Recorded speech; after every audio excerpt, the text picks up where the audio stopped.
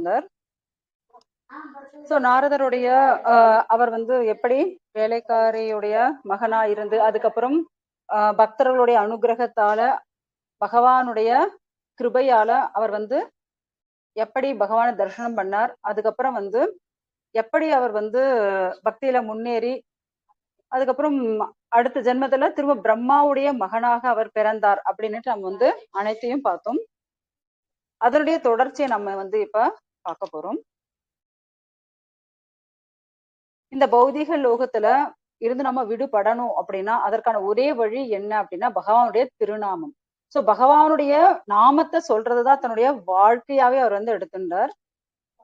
நம்ம வந்து பார்த்தோம் அப்படின்னா பிரம்மா வந்து நிறைய ரிஷிகளை வந்து படைச்சார். அதாவது மரீச்சி, அங்கிரச, அத்திரி அப்படின்ட்டு நிறைய ரிஷிகளை வந்து சிருஷ்டிச்சார்.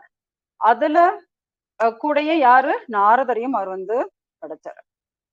இப்படி நாரதரை படைச்ச உடனே நம்ம வந்து லிங்க புராணத்துல பார்த்தோம் அப்படின்னா லிங்க புராணத்துல நமக்கு வந்து என்ன சொல்லப்படுறது அப்படின்னா அந்த நாரதர் வந்து கையில வந்து ஒரு வீணை வச்சுட்டு இருப்பார். எப்பவுமே பகவானுடைய நாமத்தை பாடின்னு இருப்பார். அந்த வீணையை யார் கொடுத்தது அப்படின்னுட்டு நமக்கு லிங்க புராணத்துல சொல்லப்பட்டிருக்கு. அதாவது பகவான் ஸ்ரீ கிருஷ்ணர் தான் என்ன பண்றாரு, வீணைய வந்து பகவான் வந்து இது போல பகவானுடைய நாமத்தை பகவானுடைய நாம மகிமையை வந்து எல்லாருக்கும் சொல்றதுக்காக இப்படி வந்து கொடுத்தார் அப்படின்னுட்டு சொல்லப்படுறது. அதே போல நாரதர் வந்து அந்த வீணைய மீட்டு அவர் என்ன பண்ணுவாரு அப்படின்னா அதாவது நம்ம வந்து இந்த சப்த ஸ்வரங்கள்னு சொல்லுவோம் இல்லையா, சரி க ம ப த நீ ச. சோ அந்த சப்த ஸ்வரங்கள்ல எல்லா ஸ்வரங்களையும் சாட்சாத் பகவான தான் அவர் வந்து பாடிண்டே இருப்பார்.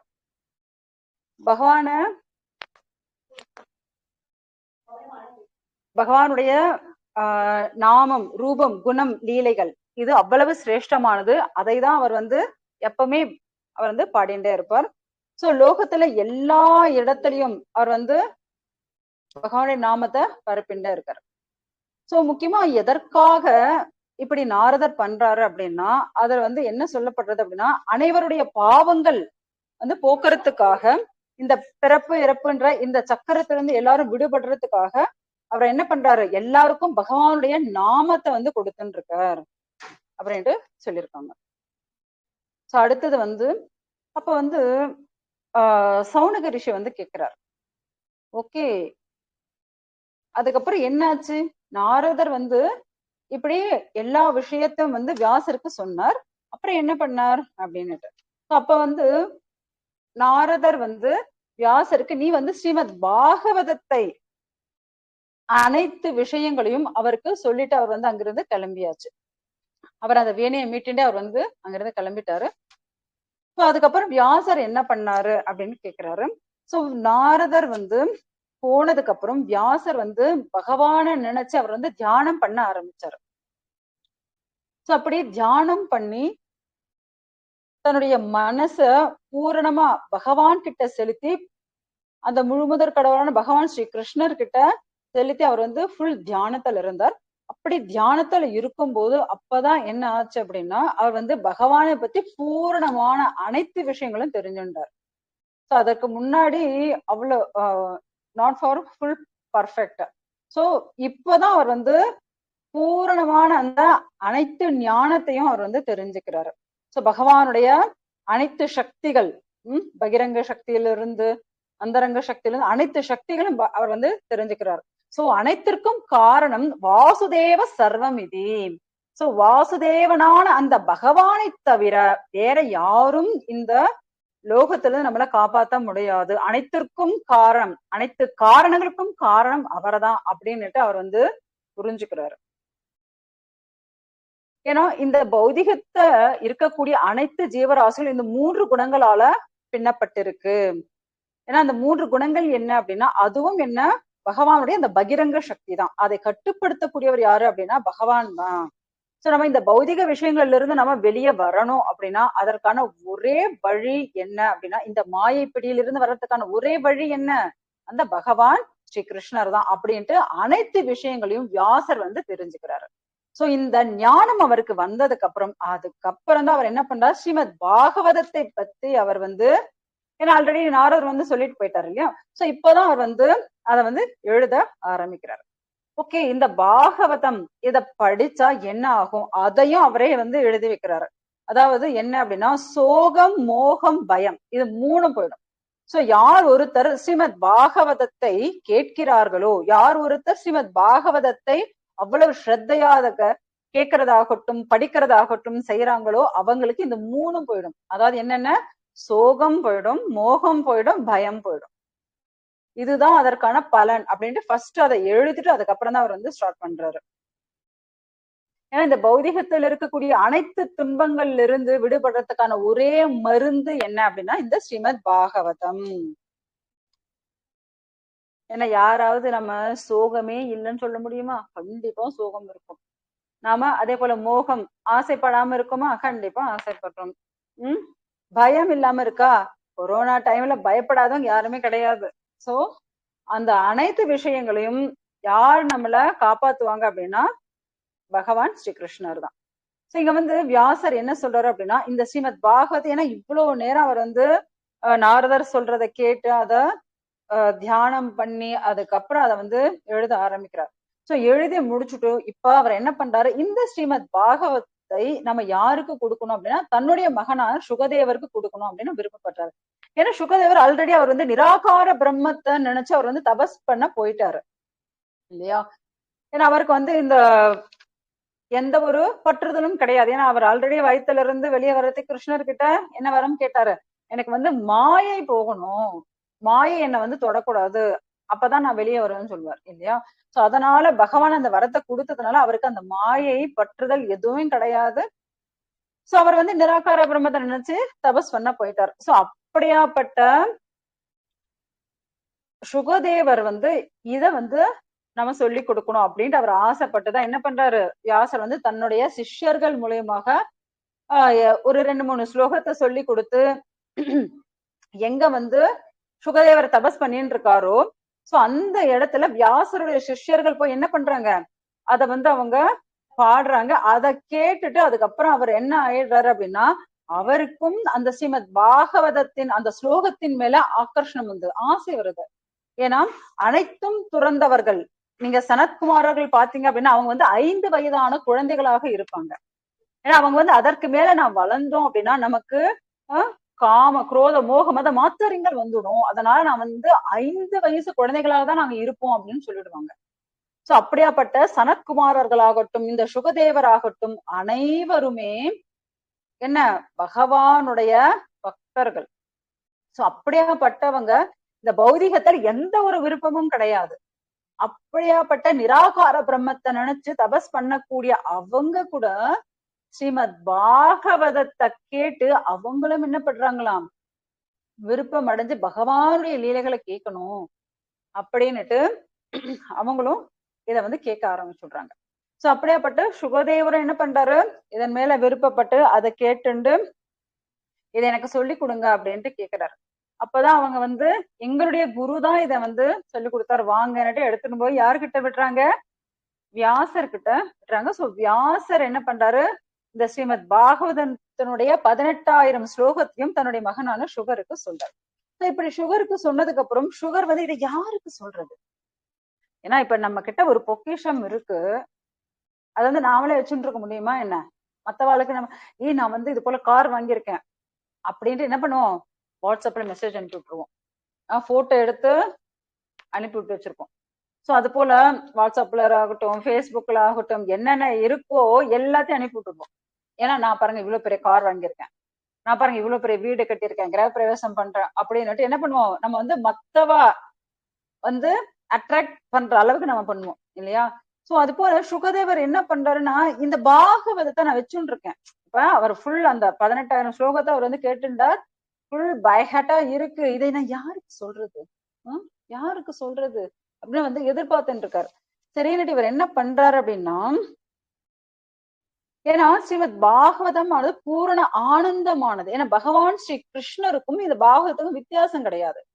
சோ அப்படியாப்பட்ட ஆனந்தமயமான அந்த சுவையான அனைவரும் கவரப்படக்கூடிய இந்த ஸ்ரீமத் பாகவதை நம்ம யாருக்கு கொடுக்கறது, நாம வாங்குறவங்களும் தகுதியானவங்களா இருக்கணும் இல்லையா. யார் ஒருத்தர் எல்லாருக்கும் எடுத்து கொடுத்துட முடியுமா என்ன, அப்படின்னு கொடுக்க முடியாது.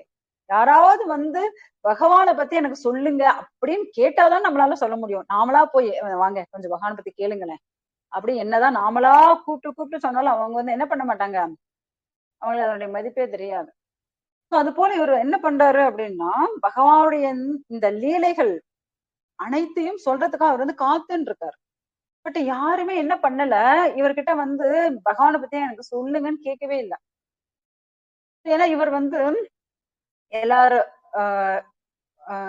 ஊரெல்லாம் சுத்துவார். எங்கேயாவது ஒரு வீட்டுல நின்னுட்டு வெளியே பகவதி பிக்ஷாந்தேகின்னு கேட்பாரு. சோ அவர் கேட்கறது கூட என்ன அப்படின்னா, ஓகே யாரோ ஒரு பகவானுடைய பக்தர் வந்திருக்காரு, அவர்கிட்ட பகவானை பத்தி கேட்கலாம் அப்படின்னு அந்த வீட்டுல இருக்கிறவங்க யாராவது வந்து கேட்பாங்க அப்படின்ட்டுதான் அவர் வந்து போய் நிப்பாரு. ஆனா அவங்க என்ன பண்ணுவாங்க, டக்குன்னு வந்து ஏதாவது ஒண்ணு கொடுத்துட்டு பாட்டு நமஸ்காரம் பண்ணி போயிட்டே இருப்பாங்க. ஆனா யாருக்குமே பகவானை பத்தி கேட்கணும்ன்ற அந்த விருப்பம்ன்றதே கிடையாது. ஓகேங்களா? ஏன்னா எல்லாருக்கும் வந்து இந்த ஸ்ரீமத் பாகவத்தை கொடுக்க முடியாது. சோ யாருடைய ஆத்மா சுத்தமா இருக்கோ, பரிசுத்தமான ஆத்மாக்களுக்கு மாத்திரம் இந்த ஸ்ரீமத் பாகவதம் வந்து போய் சேரும். எல்லாராலையும் இதை வந்து கேட்க முடியாது இல்லையா? சோ அதனால அவர் வந்து வெயிட் பண்ணி காத்துன்னு இருக்காரு. சோ கடைசியில இந்த ஸ்ரீமத் பாகவதம் யாருக்கு தாங்க போய் கிடைச்சது? ஏன்னா சவுனகர் வந்து அவ்வளவு உற்சாகமா இருக்காரு. கடைசியில அவர் யாருக்குதான் சொன்னார் சொல்லுங்களேன் அப்படின்னுட்டு. சோ அப்ப சூத கோஸ்வாமி சொல்றாரு, கடைசியில யாருக்கு சொன்னார் அவரு? பரீட்சித் மகாராஜுக்கு தான் சொன்னார்.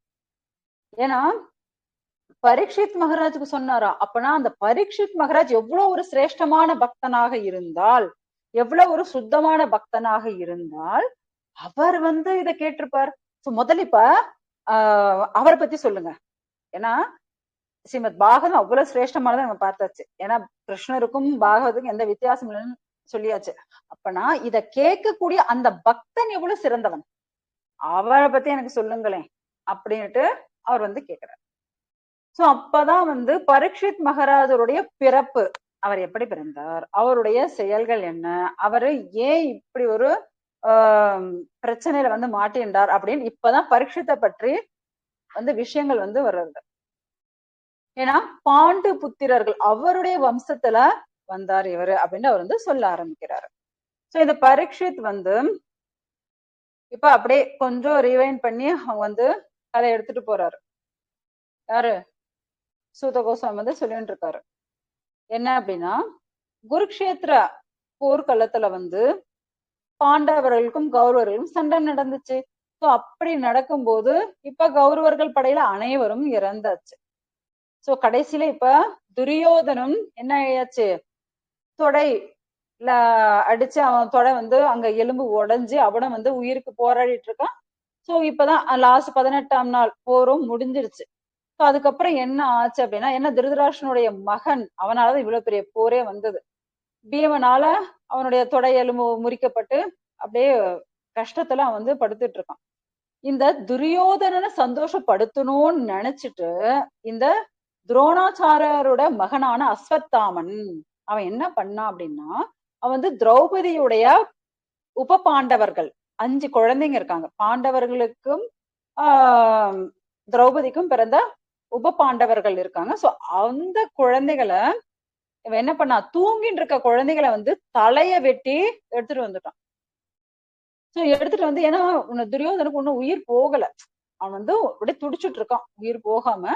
சோ அந்த இடத்துல அந்த 5 குழந்தைகளுடைய தலையை எடுத்துட்டு வந்து கொடுக்குறான். யாரு? அஸ்வத்தாமன். அத பார்த்த உடனே துரியோதனுக்கு கோவம் வந்துச்சு. நீ என்ன இவ்வளவு ஒரு நீச்சமான செயலை பண்ணிட்டு இருக்க, தூங்கிட்டு இருக்கிற குழந்தைகளுடைய தலையை கொண்டுட்டு வந்திருக்க.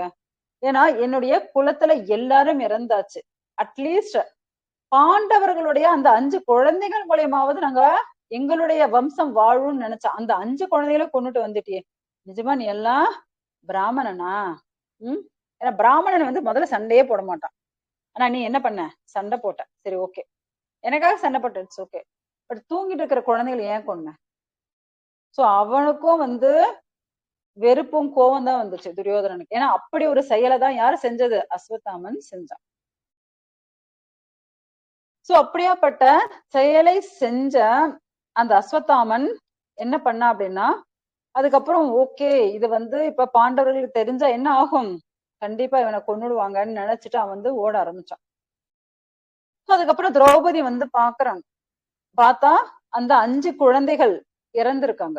உபபாண்டவர்கள் வந்து இறந்திருக்காங்க, தலை வெட்டப்பட்டு இறந்திருக்காங்க. இத பார்த்த உடனே அவங்க வந்து ரொம்ப அழறாங்க.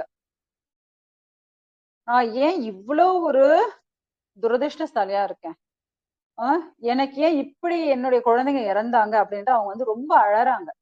அப்ப வந்து அர்ஜுனன் வந்து சமாதானப்படுத்துற, நீ வந்து அழாத. சோ யார் இத செஞ்சது, கண்டிப்பா அவனுடைய தலைய வெட்டி எடுத்துட்டு வந்து உன் காலடியில போடுறேன். அவனுடைய தலைமையில நின்னுண்டு நீ வந்து என்ன பண்ணு, இந்த குழந்தைகளுடைய தகனம் எல்லாம் முடிச்சுட்டு அவன் தலைமையில நின்று நீ வந்து ஸ்நானம் பண்ணு. ஏன்னா யார் ஒருத்தன் வந்து வீட்டுக்கு நெருப்பு வைக்கிறானோ, யார் ஒருத்தன் உணவுல விஷத்தை கொடுக்கறானோ, அதே போல கொடிய ஆயுதத்தால தாக்குறானோ, அதே போல மத்தவாவுடைய செல்வத்தை வந்து சூறையடிக்கிறானோ, அதே போல நம்மளுடைய விவசாய நிலத்தை வந்து ஆக்கிரமிக்கிறானோ, அதே போல மனைவிய வந்து அதாவது மற்றவர்களுடைய மனைவிய வந்து ஆசைப்பட்டு மோகம் படுறானோ, சோ மோசம் செய்யக்கூடிய இப்படியாப்பட்டவங்க எல்லாம் என்ன பண்ணலாம், நம்ம வந்து தண்டிக்கலாம். ஆனா இங்க தூங்கிட்டு இருக்கிற குழந்தைகளை கொன்னா இல்லையா, கண்டிப்பா அந்த அஸ்வத்தாமன் என்ன பண்றேன், நான் வந்து அவனை வந்து கொன்னு அவனுடைய தலையை எடுத்துட்டு வரேன் அப்படின்ட்டு சொல்லிட்டு அவர் வந்து கிளம்பி போறாரு. சோ உடனே அர்ஜுனன் கோவத்தோடு போகும்போது அங்க வந்து ரெடியா பகவான் வந்து தேர்ல ஏறி உட்காந்துட்டார், வா கிளம்பலாம். சோ உடனே அவங்க 2 பேரும் ரொம்ப ஃபாஸ்டா, பகவான் வந்து கிருஷ்ணன் என்ன பண்றாரு, ரொம்ப ஃபாஸ்டா வந்து தேரை வந்து ஓட்டின்னு போறாரு. அங்க என்ன ஆகுது அப்படின்னா, அஸ்வத்தாமன் வந்து இத பாக்குறான். தூரத்துல இருந்து தேர் வர்றத பாக்குறான். ஓ, அர்ஜுனனும் கிருஷ்ணரும் இப்ப என்ன பண்ணிட்டாங்க, கிட்ட வந்துட்டே இருக்காங்க. இவனும் பயந்துட்டு ஓடிட்டு இருக்கான். ஆனா என்ன ஆச்சு அப்படின்னா, இவனுடைய அஸ்வத்தாமனுடைய குதிரைகள் வந்து ரொம்ப களைப்படைஞ்சிருச்சு, அதுங்களால ஓடவே முடியல. சோ அதனால அதுங்க கொஞ்சம் ஸ்லோ ஆகவே கரெக்டா அவங்க கிருஷ்ணர் என்ன பண்ண, ரொம்ப வேகமா அந்த தேரை ஓட்டிட்டு வந்து அவனை வந்து புடிச்சாச்சு. சோ புடிச்சு உடனே கிருஷ்ணர் சொல்றார், அர்ஜுனா இவனை கொன்னுடு. ஏன்னா அர்ஜுனனுக்கு அவ்வளவு கோவமா இருக்கு. ஏன்னா திரௌபதியோட 5 குழந்தைகளை கொன்னுட்டான் இவன், அந்த தூக்கிட்டு இருக்கிற குழந்தைகளை கொன்னுட்டான் இல்லையா. சோ அதனால அவருக்கு வந்து ரொம்ப கோவமா இருக்கு. அப்பவா பகவான் சொல்றார், உடனே இவனை கொன்னுடு, ஏன்னா இவன் வந்து ரொம்ப கொடூரக்காரனா இருக்கான். சோ இப்படியாப்பட்டவனை நீ என்ன பண்ணு, சீக்கிரம் சீக்கிரம் வந்து கொன்னுடு அப்படின்றாரு. ஏன்னா இவன் வந்து பிராமணனே கிடையாது. ஏன்னா பிராமணன்றவன் வேதம் படிக்கணும், வேதம் மத்தவாளுக்கு சொல்லி கொடுக்கணும் இல்லையா. பட் இவன் என்ன பண்ணா, பிராமண குலத்துல பிறந்தாலும் இவன் வந்து பிராமண நடத்தை பண்ணல, பிராமணனை போல நடந்துக்கல. சோ அதுக்கு ஆப்போசிட்டா இவன் வந்து இருந்தான். பிராமண குடும்பத்துல பிறந்தான், ஆனா பிராமணன் போல நடந்துக்காத இவன் வந்து பிரம்ம பந்து. அதனால இவன் என்ன பண்ணலாம், நீ வந்து கொன்னுடு அப்படின்ட்டு அவர் வந்து சொல்றார். பட் பகவான் என்ன பண்றாரு, இப்படி சொன்னாலும் அர்ஜுனன் வந்து கொல்லவே இல்லை. ஏன்னா அர்ஜுனன் கிட்ட வரும்போது அவன் இன்னொரு செயலையும் பண்ணி வச்சுட்டான். என்ன பண்ணிட்டான், ஒரு பிரம்மாஸ்திரத்தை வேற விட்டுட்டான். அந்த பிரம்மாஸ்திரம்னா என்ன அப்படின்னா, அது வந்து ஒரு ஏவுகணை போல. அந்த அதாவது நம்ம யார் மேல வந்து சொல்லி அந்த மந்திரத்தை சொல்லிடுறோமோ உடனே அங்க வந்து அந்த பிரம்மாஸ்திரம் மந்திர ரூபமானது அது வந்துடும். ஏன்னா பிரம்மாஸ்திரத்தை விடதான் தெரியும் இவனுக்கு, இவனுக்கு வந்து திரும்பி வாங்குறதுக்கு தெரியாது, யாருக்கு, அஸ்வத்தாமனுக்கு. சோ அந்த பிரம்மாஸ்திரம் போச்சு அப்படின்னா லோகத்தையே அழிச்சுடும். அவ்வளோ இட்ஸ் வெரி பவர்ஃபுல் அணு ஆயுதம் அது. சோ உடனே அர்ஜுனன் பகவான் கிட்ட கேக்குறாரு, பகவான் நான் என்ன பண்ணட்டும். நோ ப்ராப்ளம், நீ வந்து உன்னுடைய பிரம்மாஸ்திரத்தை விடு. ஏன்னா அவனுக்கு வந்து விடுறதுக்கு தான் தெரியும், எடுக்கிறதுக்கு தெரியாது. ஏன்னா துரோணாச்சாரியார் வந்து ஒரு நல்ல குரு. அவர் என்ன பண்ணாரு அப்படின்னா, தன்னுடைய மகனுக்கு கூட அதை எப்படி திரும்ப எடுக்கிறதுன்ற அந்த வித்தையை சொல்லி கொடுக்கல. காரணம் என்னன்னா, இவனுக்கு அவ்வளவு நல்ல புத்தி கிடையாதுன்னு அவருக்கே தெரியும்.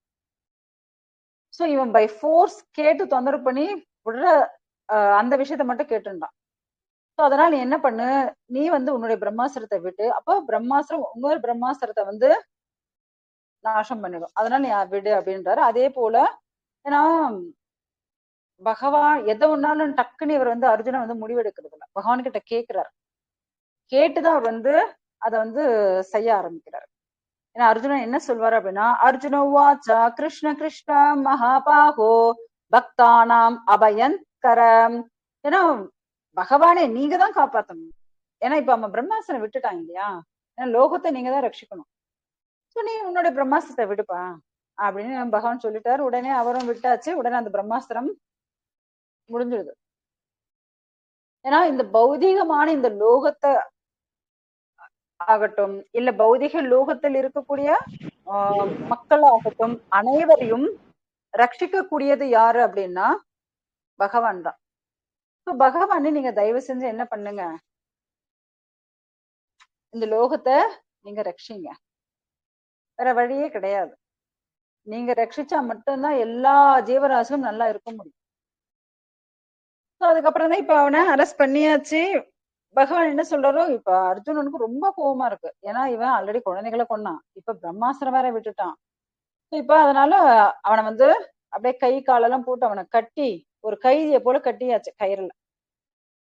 பகவான் சார் எதுக்கு இப்ப அவனை கட்டின்னு இருக்க, அவனை கொன்னுடு. அர்ஜுனன் அவ்வளவு கோவமா இருந்தாலும் அவன் வந்து கொல்லல. ஏன்னா ஆக்சுவலா இங்க வந்து பகவான் டெஸ்ட் தான் பண்ணார். என்ன அப்படின்னா, அதாவது கோபமா இருக்கும் போது இவன் வந்து தர்மத்தை ஃபாலோ பண்றானா இல்லையா அப்படின்னுட்டு டெஸ்ட் பண்றதுக்காக பகவான் அப்படி கேட்கிறாரு.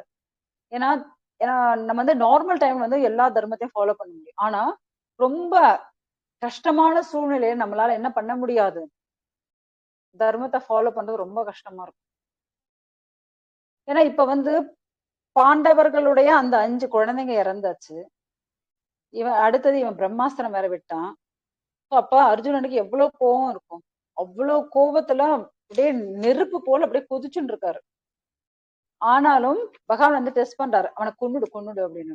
ஆனாலும் அவர் வந்து கொல்லவே இல்லை. இல்ல இல்ல வேண்டாம் வேண்டாம், நான் எடுத்துட்டு போய் முதல்ல திரௌபதி கிட்ட விட்டுடுறேன் அப்படின்ட்டு அவனை கட்டி இழுத்துட்டு போய் அங்க விடுறாங்க.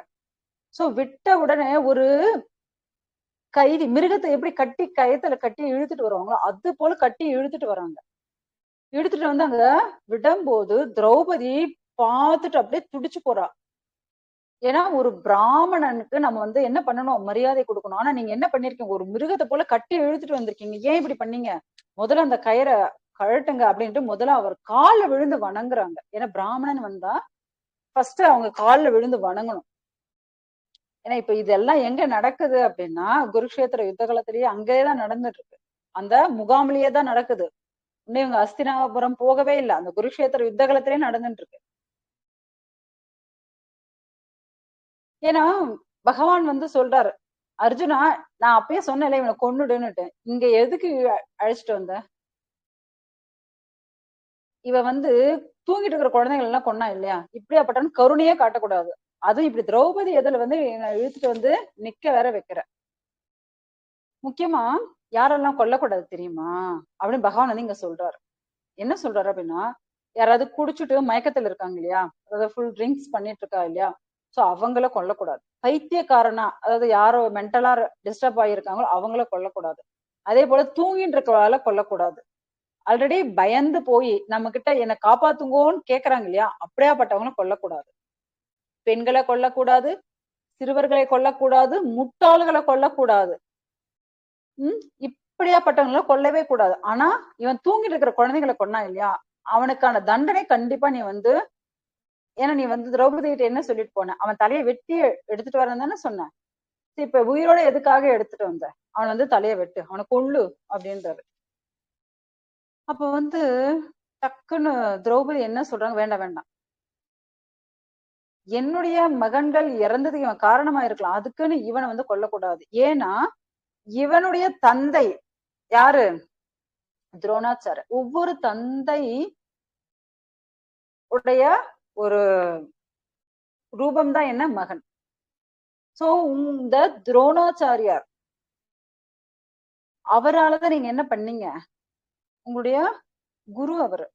சோ அவர் மூலியமா தான் நீங்க என்ன பண்ணிருக்கீங்க, அனைத்து வித்தைகளும் கத்துண்டீங்க. சோ குருவுடைய மகனை வந்து நீங்க கொல்லாதீங்க. அதனால வேண்டாம், அவனை கொன்னீங்க அப்படின்னு வச்சுக்கோங்க. ஏன்னா இப்ப நான் வந்து என்ன கஷ்டப்படுறேனோ அதே போல அவங்க அம்மாவும் கஷ்டப்படுவாங்கல்ல. ஏன்னா கிருபி வந்து, ஆனா அந்த காலத்துல வந்து கணவன் இறந்ததுக்கு அப்புறம் உடனே உடன்கட்டை ஏறிடுவாங்க. சில பேர் ஏறுவாங்க, எல்லாரும் கிடையாது. அப்படி ஏறும். இவங்க ஏன் ஏறாம இருக்காங்க கிருபி அப்படின்னா, தன்னுடைய மகன் அஸ்வத்தாமன் இருக்கானே, தன்னுடைய கணவனுடைய பிரதிநிதியான மகன் இருக்கான் இல்லையா, அவனை பாத்துக்கணுமே அப்படின்னுட்டு அந்த அம்மா வந்து உடன்கட்டை கூட ஏறல.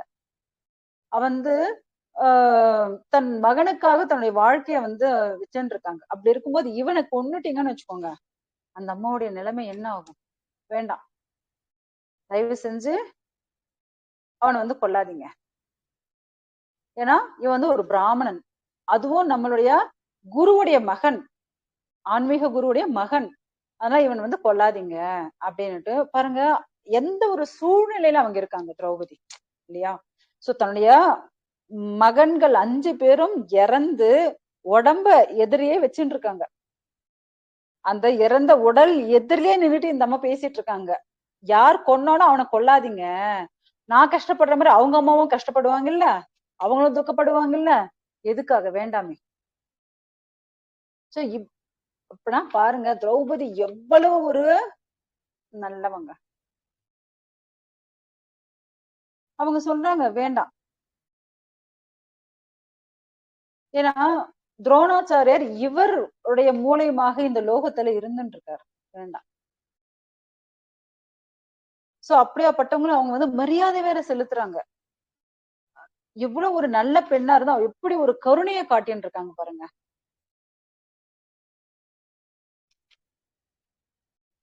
அதுதான் ஒரு நல்ல பெண்ணுக்கான அழகு. அவங்க அரச குலத்துல பிறந்திருந்தாலும் எப்படி ஒரு நல்ல தீர்மானத்தை அவங்க வந்து எடுக்கிறாங்க பாருங்க. எப்படியாப்பட்ட கஷ்டத்துல இருந்தாலும், துயரத்துல இருந்தாலும், துக்கத்துல இருந்தாலும் தப்பான வழிக்கு போகக்கூடாது. உடனே யுதிஷ்டர் சொல்றார், ஓகே, திரௌபதி என்ன சொல்றாங்க அதே போல நடக்கட்டும், வேணாம், அவனை கொல்ல வேண்டாம். சோ இப்ப யுதிஷ்டிரர் ராஜாவும் சொல்லியாச்சு. சோ அவரோட சேர்ந்துண்டு மத்தவாளும் சொல்றாங்க. யாரு? சாத்தகி. சோ அவங்க எல்லாம் சொல்றாங்க வேண்டாம். அதே போல நகுல சகோதரன் வேண்டாம் அப்படின்னு சொல்றாங்க. ஆனா பீமன் வந்து ஒத்துக்கல. பீமன் வந்து சமாதானம் ஆகல, இத வந்து சம்மதிக்கல. இல்ல இல்ல, இவன் வந்து தூங்கிட்டு இருக்கிற குழந்தைய கொன்னா இல்லையா, இவனுக்கு வந்து கண்டிப்பா பனிஷ்மெண்ட் கொடுக்கணும். சோ இவனை வந்து நீ கண்டிப்பா அர்ஜுனா நீ வந்து இவனை கொல்லு. இப்ப வந்து அர்ஜுனனுக்கு தர்ம சங்கடமா போச்சு. ஒரு அண்ணா யாரு? யுதிஷ்டர். அண்ணா சொல்றதை கேட்கணும், அவர் கொல்ல வேணாம்னு சொல்றாரு. அடுத்த அண்ணா யாரு? பீமன். சோ அவர் என்ன சொல்றாரு? கொல்லுன்னு சொல்றாரு. இப்ப கிருஷ்ணரை பாக்குறாரு. அர்ஜுன் வந்து கிருஷ்ணா என்ன பண்ணட்டும்? நானும் சொல்றேன் கொல்லுன்னு தான். அப்பல நானும் அதை தான் சொல்லிட்டு இருக்கேன். பீமனும் கொல்லுன்னு சொல்லிட்டு இருக்கான், நானும் கொல்லுன்னு தான் சொல்லிட்டு இருக்கேன். இப்ப நீ என்ன முடிவு பண்ணுவ அப்படின்னு கேக்குறார். ஏன்னா இவன் வந்து பிரம்மபந்து, இவன் ரொம்ப கெட்டவன். சோ இப்படியாப்பட்டவனை கொல்றதுல ஒரு தவறும் இல்லை. அதனால நீ வந்து பீமனையும் என்னையும் திருப்தி படுத்தணும்னு நீ நினைச்சேன்னு வச்சுக்கோ, நீ என்ன பண்ணலாம்? அவனை வந்து கொல்லலாம். அதனால நீ என்ன பண்ணு? கொல்லு அப்படிங்கிறார். அங்க யுதிஷ்டர், திரௌபதி, நகுல சகாதேவன், சாத்தகி எல்லாம் சொன்னாங்க வேண்டாம் வேண்டான்னுட்டு. அவர் வந்து யோசிச்சுட்டு இருக்காரு என்ன பண்றது அப்படின்னுட்டு. ஆக்சுவலா பகவான் வந்து இவன் என்ன தீர்மானம் பண்ணுவான் அப்படின்ட்டு அவர் வந்து ஆக்சுவலா அந்த இடத்துல ஒரு டெஸ்ட் நடக்குது. டக்குன்னுட்டு அர்ஜுனன் என்ன சொல்றாரு? ஆக்சுவலா பிராமணர்கள் வந்து தன்னுடைய சிகை, அதாவது பின்னாடி குடுமி வச்சுட்டு இருக்கா இல்லையா, அந்த குடுமிய எடுத்துட்டாங்கன்னு வச்சுக்கோங்க, மொத்த தலைய சவரம் பண்ணிட்டு அந்த மொத்த தலைய மொட்டை அடிச்சுட்டாங்கன்னு வச்சுக்கோங்க, சோ அவங்கள ஆஹ் மரணத்துக்கு சமம். அவங்க குடுமையை எடுத்துட்டாலே அவங்க மரணத்துக்கு சமம் தான். சோ அதனால அதே போல அஸ்வத்தாமனுக்கு தலையில வந்து ஒரு மணி இருக்கும், ஒரு கல் இருக்கும். சோ அதையும் வந்து அவர் என்ன பண்ணாரு? நான் வந்து இவனுடைய தலையில இருக்கக்கூடிய அனைத்து முடியும் எடுத்துடுறேன். எடுத்துட்டு அந்த அவன் பிறக்கும் போதே அந்த மணி வந்து இருந்தது, கல்லு. சோ அந்த ஸ்டோனையும் நான் எடுத்துடுறேன், அதுதான் அவனுக்கான பனிஷ்மெண்ட் அப்படின்னுட்டு அவர் வந்து சொல்றாரு. அது மரணத்துக்கு சமமான செயல் தான். அதனால நான் இதை வந்து, அதாவது அவனை வந்து அவமானப்படுத்துற மாதிரி, இதை வந்து நான் செய்யறேன் அப்படின்ட்டு அவர் வந்து சொல்றாரு. ஸோ அதே போல ஏன்னா பாத்தீங்க அப்படின்னா பிராமணர்களுக்கு அப்படி வந்து அவங்களுடைய குடுமையை எடுத்துட்டாங்கன்னா அவங்க மரணத்துக்கு சமம். அதே போல ஆஹ் இப்ப வைஷ்யாஸ் இருக்காங்க இல்லையா, விவசாயம் பண்ணக்கூடியவங்க, ஆடு மாடு மேய்க்க, அவங்களுடைய சொத்துக்களை பறிமுதல் பண்ண அவங்களை கொன்னதுக்கு சமம். சோ அது போல ஒவ்வொருத்தருக்கும் ஒவ்வொரு விஷயம் இருக்கு. So அதனால அவனுக்கான தண்டனை இதுதான் அப்படின்னுட்டு அவனுடைய தலைய ஃபுல்லா மொட்டையை அடிச்சுட்டு அந்த குடுமையெல்லாம் எடுத்துட்டு அவனுடைய தலையில இருந்து அந்த மணி அந்த கல்லை வந்து, ஏன்னா அந்த கல் வந்து அவன் பிறக்கும் போதே இருந்துச்சுன்னா அவ்வளோ வந்து ரொம்ப பிரகாசமா இருக்கும் அது. ஸோ அதையும் வந்து எடுத்துடுறாங்க.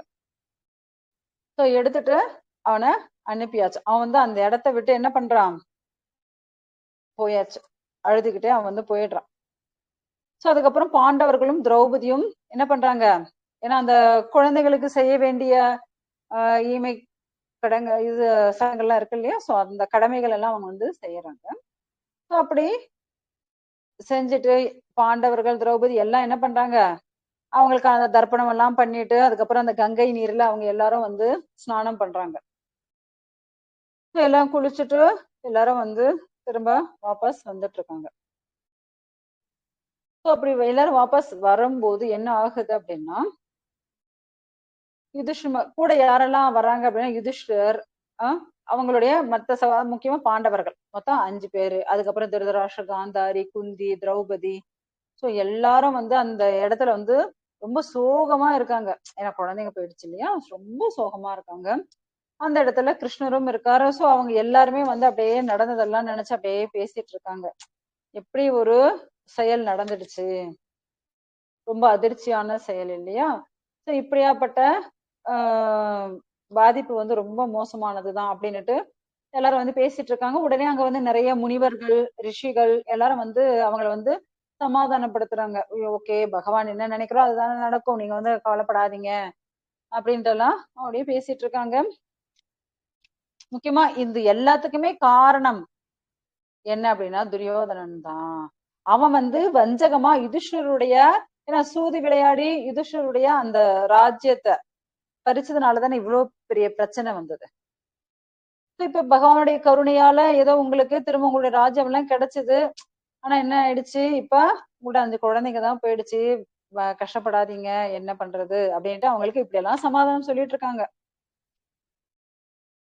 ஏன்னா இந்த காலம் அப்படிதான், என்ன பண்றது, ஏன்னா இப்ப கலியுகம் பிறக்க போகுது இல்லையா. ஏன்னா இப்ப இது நடக்கிறது எங்க அப்படின்னா துவாபர யுகத்தை கடைசியில, நெக்ஸ்ட் இப்ப கலியுகம் பிறக்க போகுது, அப்ப இன்னும் ரொம்ப மோசமா இருக்கும் அப்படின்றலாம் சொல்லிட்டு இருக்காங்க. ஆக்சுவலா பகவானே எதுக்கு அவதாரம் எடுக்கிறாரு தெரியுங்களா, பிராமணர்களை பாதுகாக்கிறதுக்கு, பசுக்களை ரட்சிக்கிறதுக்கு, பெண்களை பாதுகாக்கிறது, குழந்தைகளை பாதுகாக்கிறது, முதியோர்களை ரட்சிக்கிறது. சோ இதெல்லாம் பண்ணணும். ஆனா இது எதுவுமே என்ன பண்ணாது, கலியுகத்துல நடக்க போறது இல்ல. அப்படியேப்பட்ட யுகம் எல்லாம் ஒண்ணு வரப்போகுது அப்படின்னுட்டு அவங்க வந்து அந்த ரிஷிகள் எல்லாம் சொல்லிட்டு இருக்காங்க. சோ அதே போல பகவானும் வந்து சமாதானப்படுத்துறாரு. ஓகே, நீங்க எல்லாம் யாரும் வந்து கஷ்டப்படாதீங்க, அதாவது லோகக்ஷேமத்துக்காக நீங்க வந்து ஒரு 3 அஸ்வமேத யாகம் எல்லாம் பண்ணு அப்படின்ட்டு யுதிஷ்டருக்கு வந்து சொல்லிட்டு இருக்காரு அவர். சரி, ஓகே, ஏன்னா நீ வந்து அப்படியே அஸ்வமேத யாகம் செஞ்ச அப்படின்னா இந்திரனை போல நீயும் வந்து புகழடைவ அப்படின்னுட்டு பகவான் வந்து சொல்லிட்டு இருக்காரு. சரி, ஓகேப்பா, நானும் வந்த காரியம் எல்லாம் முடிஞ்சது, ஏன்னா யுத்தத்துக்காக நான் வந்தது. அதனால நான் வந்து திரும்பி கிளம்பி போகிறேன், டைம் ஆயிடுச்சு இல்லையா, இந்த சண்டையெல்லாம் முடிஞ்சது. அதனால நான் வந்து என்னுடைய நாடுக்கு, எது, துவாரகை, சோ அந்த நாட்டுக்கு நான் வந்து கிளம்பி போறேன் அப்படின்ட்டு அவர் வந்து சொல்லிட்டு இருக்காரு. அப்படி சொல்லிட்டு இருக்கும் போதே அவர் வந்து ரதத்துல ஏறி உக்காந்தாச்சு. சோ அந்த நேரத்துல உத்தரா, உத்தரா யாரு அப்படின்னா அர்ஜுனுடைய மகன் அபிமன்யு, அவர் வந்து இறந்தாச்சு. சோ அர்ஜுனுடைய மகனான அபிமன்யுடைய மனைவி, அவங்களுக்கு வந்து இப்பதான் 1 வருஷம் முன்னாடி கல்யாணம் நடந்தது. அவங்க வந்து இப்ப பிரெக்னெண்டா இருக்காங்க. சோ அவங்க வந்து அவசர அவசரம் ஓடி வராங்க. உத்தரா என்ன சொல்றாங்க அப்படின்னா, பாகி பாகி மகாயோகிம் தேவதேவா ஜெகத்பதே நான்யம் த்வத் அபயம் பஷ்யே எத்திர மிருத்யு பரஸ்பரம் அப்படின்னுட்டு பாகி பாகி பகவானே என்ன ரக்ஷிங்கோ ரக்ஷிங்கோன்னுட்டு அவங்க வந்து கத்திண்டே ஓடி வந்துட்டு இருக்காங்க. பிரெக்னெண்டா இருக்கிறவங்க கொஞ்சம் வேகமா நடந்தாலே வேண்டாமா, ஏன் இவ்வளவு ஃபாஸ்டா நடக்கிற அப்படின்னு சொல்லுவோம் இல்லையா. இவங்க வந்து ஓடி வராங்க. எல்லாரும் வந்து அப்படியே ஏன்னா ரோட்ல போய் அவங்க ஏன்னா நார்மலா வந்து பெண்கள் வந்து அந்த காலத்துல அப்படி எல்லாம் ரோட்ல வந்து அப்படி ஓடி வர்றதெல்லாம் பண்ண மாட்டாங்க. இவங்க அப்படி பயந்துட்டு அவங்க என்ன பண்ணிட்டு இருக்காங்க, ஓடி வந்துட்டு இருக்காங்க. என்னை வந்து காப்பாத்துங்க கிருஷ்ணா, என்னை காப்பாத்துங்க அப்படின்ட்டு அவங்க வந்து ஓடி வந்துட்டு இருக்காங்க. இந்த மரணத்தின் பிடியிலிருந்து என்னை காப்பாத்துங்களேன், தயவு செஞ்சு என்னை காப்பாத்துங்க அப்படின்ட்டு அவங்க வந்து ஓடி வந்துட்டு இருக்காங்க. சோ எல்லாரும் திரும்பி பாக்குறாங்க என்ன நடக்குது இங்க அப்படின்னுட்டு. அவங்க சொல்றாங்க, பகவானே ஒரு அம்பு என்னை நோக்கி வந்துட்டு இருக்கு. அந்த அம்பு எப்படி இருக்கு அப்படின்னா நெருப்பு போல நெருப்பு கோலம் போல வந்துட்டு இருக்கு. அது வந்து என்னை எரிச்சா கூட பரவாயில்ல சுவாமி, என்னுடைய கர்ப்பத்துல இருக்கிற குழந்தைய அழிச்சுடும் போல் இருக்கே, பகவானே தயவு செஞ்சு எனக்கு உதவி செய்யுங்களேன் அப்படின்ட்டு அந்த அம்மா வந்து அழறாங்க. ஏன்னா இப்ப அந்த அம்மாவுக்கு கணவனும் இல்ல, கல்யாணம் 1 வருஷத்துல அவருந்தும் இறந்தாச்சு. கர்ப்பவதியா இருக்கிற அந்த பெண் வந்து அழுதுட்டு ஓடி வராங்க. பாண்டவர்கள் ஏன்னா இப்ப உப பாண்டவர்களும் போயாச்சு, அஸ்வத்தாமனுடைய குழந்தை இப்ப அவங்களுடைய வயித்துல இருக்கு. அவர்தான் யாரு, பரீட்சித். ஏன்னா அவங்க கேட்டாங்க இல்லையா, சவுனகாதி ரிஷிகள் என்ன கேட்டாங்க, அந்த சிரேஷ்டம் ஏன்னா பகவானை பத்தி கேட்கிறாரு அப்படின்னா இவர் எவ்வளவு சிரேஷ்டமானவரா இருப்பார், பரீட்சித் அவரை பத்தி சொல்லுங்கன்னு கேட்டாங்க இல்லையா. அதனால இப்ப பரீட்சித்துடைய கதை வந்துட்டு இருக்கு. ஏன்னா கர்ப்பத்துல இருக்கும் போதே அவங்களுக்கு என்ன நடந்துச்சு, ஒரு பெரிய பிரச்சனை. அந்த பிரச்சனை யார் கொடுத்தது அப்படின்னா அதே அஸ்வத்தாமன் தான். அஸ்வத்தாமன் என்ன செஞ்சான் அப்படின்னா இப்ப இவங்க மொட்டையெல்லாம் அடிச்சு அவனுடைய தலையில இருந்த அந்த கல்லெல்லாம் எடுத்துட்டு அனுப்புனாங்க இல்லையா. சோ அங்க போயும் சும்மா இல்ல, போற போக்குல திரும்ப இன்னொரு பிரம்மாஸ்திரத்தை ஏவி விட்டுட்டு போயிட்டான். அதுவும் எதை நோக்கி, ஆக்சுவலா மனுஷங்களை நோக்கி இருந்தாலும் பரவாயில்ல, கர்ப்பத்துல இருக்கிற குழந்தைய பார்த்து அவன் வந்து ஏவி விட்டுட்டு போயிருக்கான். அதாவது உத்தராவுடைய கர்ப்பத்துல இருக்கிற குழந்தை இறக்கணும் அப்படின்ட்டு அவன் வந்து அந்த பெயர் சொல்லி அவன் வந்து ஏவி விட்டுட்டு இருக்கான். பாருங்க, ஆக்சுவலா தூங்கிட்டு இருக்கிற குழந்தையே கொன்னுட்டானேன்னு இப்பதான் அவன் தலைய மொட்டையடிச்சு அவன் தலையில இருந்த கல்லெல்லாம் நோண்டி எடுத்தாங்க. ஆனா இப்ப என்ன பண்ணிருக்கான், கர்ப்பத்துல இருக்கக்கூடிய குழந்தைய அழிக்கிறதுக்கு அந்த பிரம்மாஸ்திரத்தை விட்டு வச்சிருக்காங்க. கிருஷ்ணருக்கு பயங்கரமா அப்படியே கோவம் வந்துடுச்சு. என்ன பண்ணிருக்கான் பாருங்க அவன். உடனே அதாவது சூதகோசன் சொல்லிட்டு இருக்காரு சௌனகாதி ரிஷிகள் கிட்ட. இத கேட்ட உடனே பார்த்த உடனே அப்படியே பாண்டவர்கள் டக்கு டக்குன்னு ஓடி போய் அந்த 5 பேருமே பாண்டவர்கள் எல்லாருமே ஆயுதத்தை எடுத்தாங்க. ஆனா பாண்டவர்கள் ஆயுதத்தை எடுக்கிறதுக்கு முன்னாடி கிருஷ்ணர் என்ன பண்ணாரு, டக்குன்னு ஏன்னா அந்த அம்பு ரொம்ப கிட்ட வந்துடுச்சு. இவங்க போய் ஆயுதம் எடுக்கிற அளவு கூட பகவான் வந்து பொறுமையா இல்ல. உடனே தன்னுடைய சுதர்சன சக்கரத்தை எடுத்து அந்த குழந்தைய காப்பாத்திட்டார் பகவான், அந்த கர்ப்பத்தை காப்பாத்தினார். கிருஷ்ணர் வந்து ஏன்னா எல்லாருடைய ஹிருதயத்திலும் பரமாத்மாவா இருக்கிறது அந்த அவர் தானே. சோ இந்த வம்சத்துல இன்னும் மீந்து இருக்கிறது யாரு, அந்த கர்ப்பத்துல இருக்கக்கூடிய அந்த குழந்தைதான், அர்ஜுனனுடைய பேரன் பரீட்சித். சோ அந்த குழந்தைய காப்பாத்துறதுக்காக பகவான் என்ன பண்ணாரு, உடனுக்குடனே சுதர்சன சக்கரத்தை எடுத்து காப்பாத்தியாச்சு. அந்த பிரம்மாஸ்திரத்தை எல்லாம் தவிடு பொடி ஆக்கிட்டார். சோ பகவானுடைய அனுகிரகம் இருந்தால்தான் எல்லாமே நடக்கும். சோ பகவான் ஒருத்தரை வந்து கொல்லணும்னு நினைச்சிட்டாருன்னு வச்சுக்கோங்க, அவங்க எதிரில யாரால் நிக்கவே முடியாது. அதே பகவான் ஒருத்தரை காப்பாத்தணும்னு நினைச்சிட்டாருன்னா அவங்கள கொல்றது யாருக்கும் சாத்தியமே கிடையாது. ஏன்னா எக்ஸாம்பிள் நான் சொல்லியிருக்கேன், பிரகல்லாதன். சோ பகவான் வந்து காப்பாத்தணும்னு நினைச்சாச்சு, அதனால பிரகல்லாதனுக்கு எவ்வளவு கஷ்டம் வந்தால் பகவான் என்ன பண்ணாரு, காப்பாத்திட்டாரு. அதே பகவான் வந்து இரண்யாக்ஷன், இரண்யகசிபு, ராவணன், கும்பகர்ணன் இவங்களெல்லாம் கொல்லணும்னு நினைச்சாச்சு, அவங்க எல்லாம் பிரம்மா கிட்ட ஆகட்டும் சிவன் கிட்ட ஆகட்டும் அவ்வளவு வரங்களை வாங்கியிருக்காங்க. ஆனா பகவான் என்ன முடிவு எடுக்கிறோ அதுதான் லாஸ்ட் ஃபைனல் டிசிஷன். சோ அதை மீறி வேற எதுவும் நடக்க போறது இல்ல. ஏன்னா பகவான் வந்து உத்தரையுடைய கர்ப்பத்தில் இருக்கிற குழந்தைய காப்பாத்தணும் அவர் முடிவு பண்ணிட்டார். மத்தவையா எப்படி அழிக்க முடியும் இல்லையா? சோ உடனே பகவான் என்ன பண்ணாரு, அந்த குழந்தைய காப்பாத்தி கொடுத்தாச்சு. ஏன்னா அஸ்வத்தாமனுடைய அந்த நீச்ச செயல் பாருங்க எப்படி இருக்கு. சோ அந்த சூதகோசம் வந்து சொல்லிட்டு இருக்காரு, ஓ சிரேஷ்டமான பிராமணர்களே, இந்த அதி அற்புதமான நிகழ்ச்சிய பகவான் வந்து பண்ணாரு. அப்ப பகவான் என்ன பண்ணாரு, ஏன்னா பகவான் தானே காப்பாத்தக்கூடிய கடவுளே அவர்தான், எல்லாரையும் காப்பாத்தக்கூடியவரும் அவர்தான். சோ அப்படியாப்பட்ட அந்த பகவான் ரட்சிச்சார்.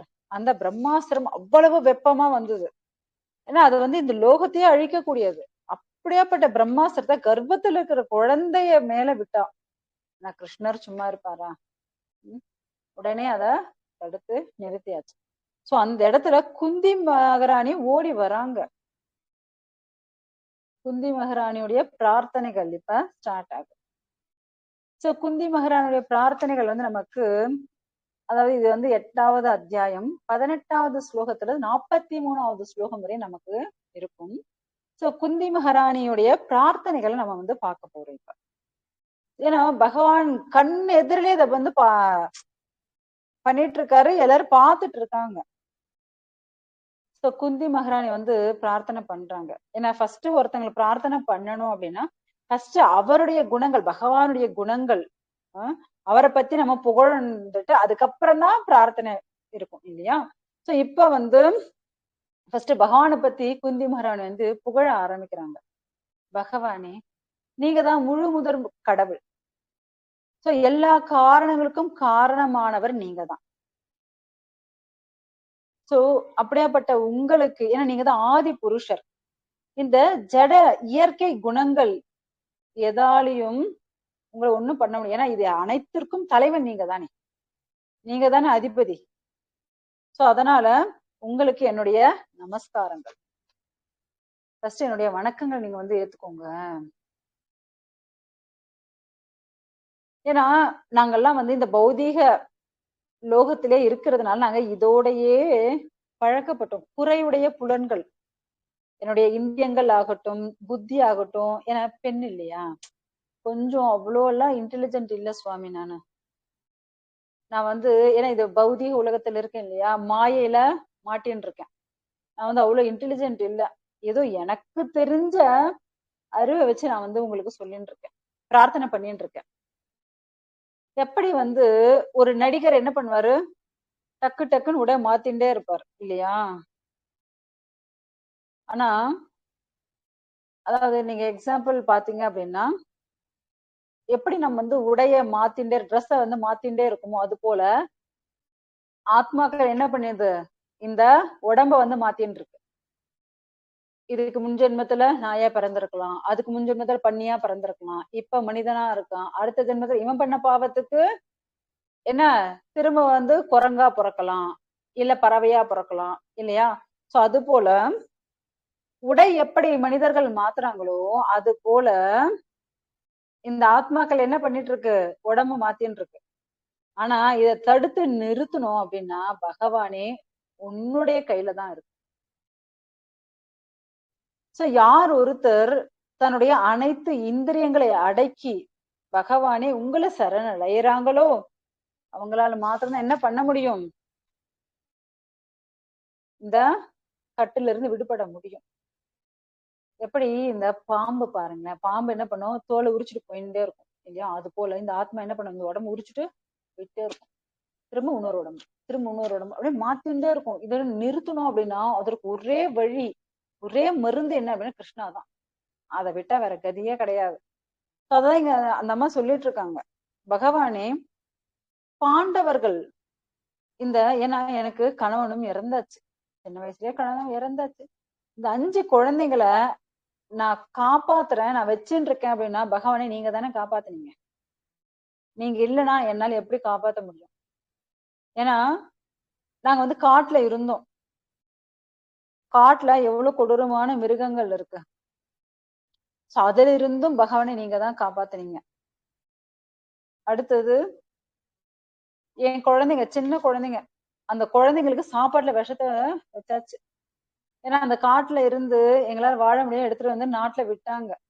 திருதராஷ்டிரன் என்ன பண்ணா, குழந்தைங்களுக்கு விஷத்தை வச்சாச்சு. அதுல இருந்தும் பகவான் நீங்க தான் காப்பாத்துனீங்க. அதுக்கப்புறம் வீட்டுக்கு நெருப்பு வச்சாங்க, பகவானே அதுல இருந்து நீங்க தான் எனக்கு காப்பாத்துனீங்க. சோ காட்டுல போய் நாங்க மறைஞ்சு வாழ்ந்தோம், அங்கேயும் அசுரர்கள் வந்தாங்க, அங்கேயும் பகவானே நீங்க தான் எங்களை காப்பாத்துனீங்க. அதுக்கப்புறம் இந்த பாண்டவர்கள், இந்த குழந்தைங்களுடைய ஒவ்வொரு செயலுக்கும் பின்னாடியும் பகவானே நீங்க தான் இருந்தீங்க. நீங்க இல்லைன்னு வச்சுக்கோங்க, இந்த பாண்டவர்களே கிடையாது, நானும் கிடையாது. சோ திரௌபதிய மானபங்கப்படுத்தினாங்க, துயிலுரிச்சாங்க. சோ அப்பவுமே பகவான் நீங்க தான் காப்பாத்துனீங்க. சோ காட்டுல எவ்வளவோ கஷ்டங்கள் அவங்க அனுபவிச்சா, சோ அப்பவும் பகவான் நீங்க தான் காப்பாத்துனீங்க. இப்படி ஒவ்வொரு விஷயத்துக்கும் பகவானே நீங்க இல்லைன்னா இந்த பாண்டவர்கள் கிடையாது, நானும் கிடையாது, திரௌபதியும் கிடையாது. எங்களை எப்பவுமே காப்பாத்திட்டு இருக்கிறது யாரு அப்படின்னா பகவானே நீங்க தான். ஏன்னா ஒரு வாட்டி என்னாச்சு அப்படின்னா, பாண்டவர்கள் வந்து 12 வருஷம் வனவாசம், ஒரு வருஷம் அஜ்ஞானவாசம் இல்லையா.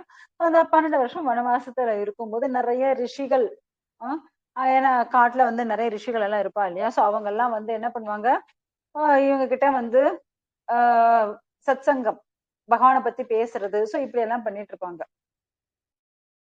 ஒரு வாட்டி என்னாச்சு அப்படின்னா, துர்வாசர் அவருக்கு வந்து 10,000 சீடர்கள்.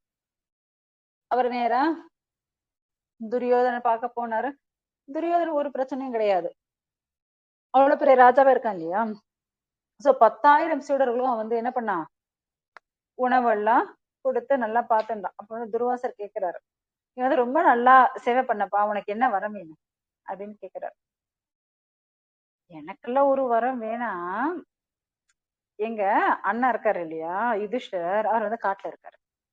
நீங்க என்ன பண்ணுங்க, மத்தியானமா, அதாவது மத்தியானத்துக்கு மேல, அதாவது ஒரு 2 மணிக்கு மேல, நீங்க உங்களுடைய இந்த 10,000 சீடர்களோட நேரா யுதிஷ்டரை பார்க்க போகணும், பசியோட போகணும், அதுதான் எனக்கு வேணும் அப்படின்னு கேக்குறேன். ஏன்னா துர்வாசருக்கு டக்குன்னு கோவம் வந்துடும், சீக்கிரம் கோவம் வந்து சாபம் கொடுத்துருவாரு.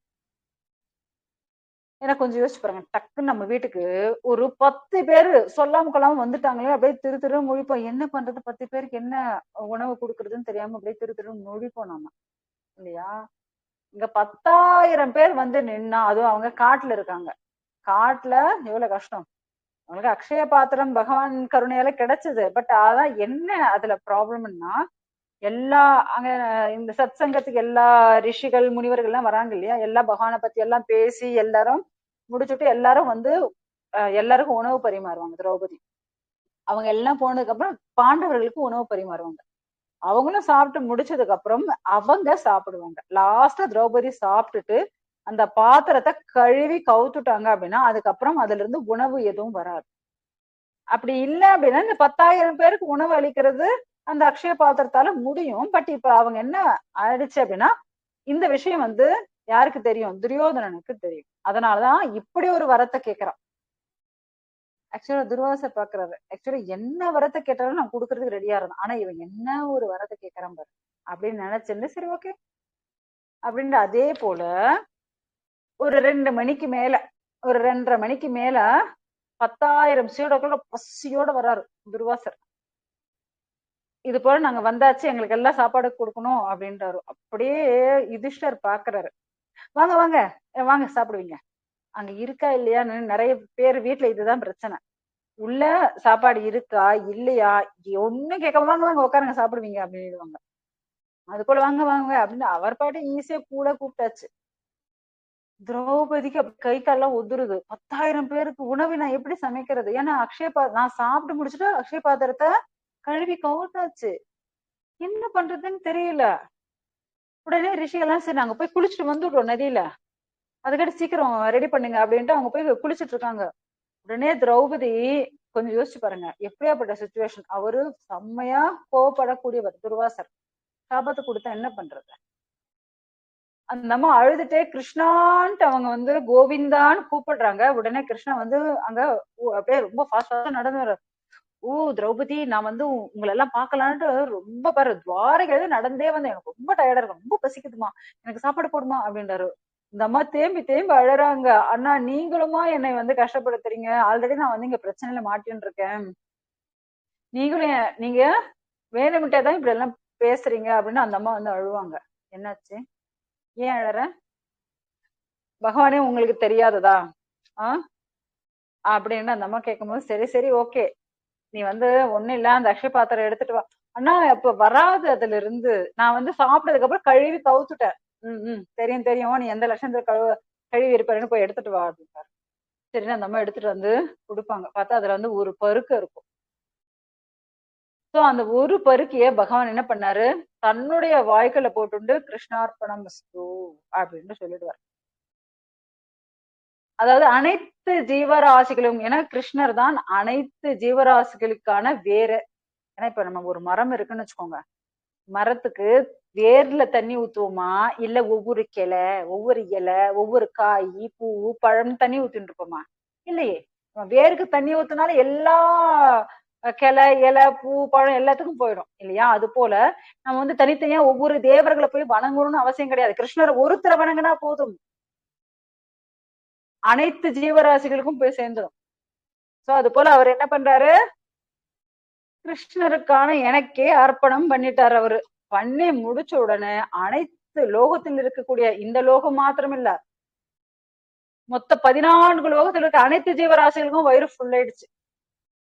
வாயே திறக்க முடியாது, அவ்வளவு ஃபுல்லு. வாயை திறந்தா காக்கா வந்து கொத்துற அளவுக்கு வாய் எல்லாருக்கும் ஃபுல் ஆயிடுச்சு. அவங்க 10,000 பேர் என்ன பண்ணாங்க, குளிக்க போனாங்கல்ல, அங்கிருந்து அப்படியே ஓடி போயாச்சு. ஐயோ நம்ம வந்து சாப்பிடறதுக்கு வரேன்னு சொல்லியாச்சு, அவங்க ரெடியா ஏற்பாடு பண்ணி வச்சிருப்பாங்க, இப்ப நம்ம போய் சாப்பிடவே முடியாது, ஏன்னா அவ்வளவு ஃபுல்லா இருக்கு நமக்கு. இல்லைன்னா அங்க வந்து பீமன் எல்லாம் கோச்சுப்பாரு, யுதிஷ்டர் கோச்சுப்பாரு, அதனால வேண்டாம் நம்ம இங்கிருந்து இப்படியே போயிடலாம் அப்படின்னுட்டு அங்க அப்படியே கிளம்பி போயாச்சு அவங்க. சோ இப்படி எல்லா சுச்சுவேஷனும் பகவானே நீங்க தானே காப்பாத்துனீங்க, நீங்க இல்லைன்னா நானும் இல்லை, பாண்டவர்கள் இல்லை, யாரும் இல்லை. ஓகே, இதனுடைய தொடர்ச்சியை நம்ம வந்து அடுத்த வாரம் பார்க்கலாம். இதுல ஏதாவது உங்களுக்கு சந்தேகம் இருந்தா கேட்கலாம். ஹரே கிருஷ்ணா.